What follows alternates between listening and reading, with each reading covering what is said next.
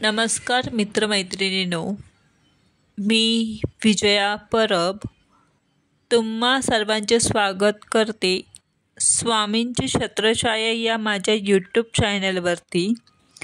आजचा विषय आहे भगवान शंकराच्या कपाळावरील चंद्रकोरीचे महत्त्व काय आहे।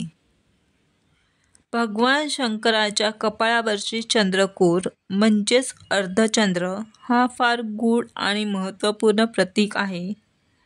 त्याचा उल्लेख वेद, पुराणे आणि शिवमहिम्न स्तोत्र यांसारख्या ग्रंथात आढळतो।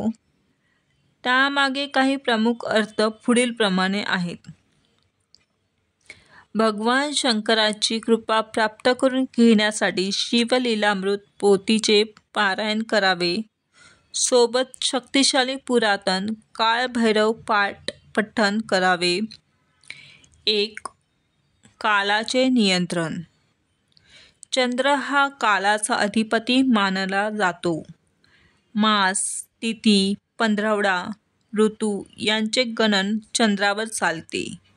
शिवाच्या कपाळावर चंद्रकोर असल्याने शिव हा कालाच्या पलीकडे महाकाल आहे, म्हणजेच त्याच्या वेळेवर संपूर्ण ताबा आहे। 2. अमृत तत्वाचे प्रतीक। समुद्र मंथनातून सागर मंथन निघालेल्या अमृत कलशाचे प्रतीक चंद्र मानला जातो।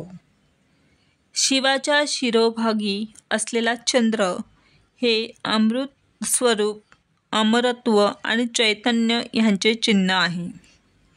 3. शीतलता आणि संतुलन। चंद्र हा शीतलता, सौम्यता आणि शांतीचे प्रतीक आहे। शिव हा उग्र संहारक रूपात असला तरी कपाळावरील चंद्रामुळे त्याचा स्वभाव संतुलित, करुणामय आणि सौम्य राहतो।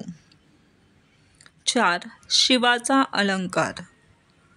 चंद्रकोर ही शिवाच्या अलंकारापैकी एक प्रमुख आहे, म्हणूनच त्याला चंद्रशेखर किंवा चंद्रमौळी असेही म्हटले जाते। 5. प्रकृती व पुरुष यांचा संगम। चंद्र हा निसर्गातील स्त्रीत्व, प्रसन्नता आणि लावण्य यांचे प्रतीक आहे। शिव हा पुरुष तत्वाचा अधिपती आहे। कपाळावरील चंद्र हा पुरुष प्रकृतीचा ऐक्याचे चिन्ह आहे। सारांश: शंकराच्या कपाळावरील चंद्रकोर ही फक्त शोभा नसून कालजयी, अमृतमय, शीतल, संतुलित व दयामय स्वरूपाचे द्योतक आहे। ही माहिती तुम्हाला आवडली असेल तर नक्कीच कमेंट करून सांगा। तसेच लाईक व सबस्क्राईब करून बेल आयकॉनवरती क्लिक करा, कारण यानंतरची मी जेव्हा नवीन माहिती अपलोड करेन तेव्हा तुमच्या मोबाईलवरती नोटिफिकेशन मिळेल। शेवटपर्यंत माझी माहिती ऐकल्याबद्दल मनपूर्वक धन्यवाद।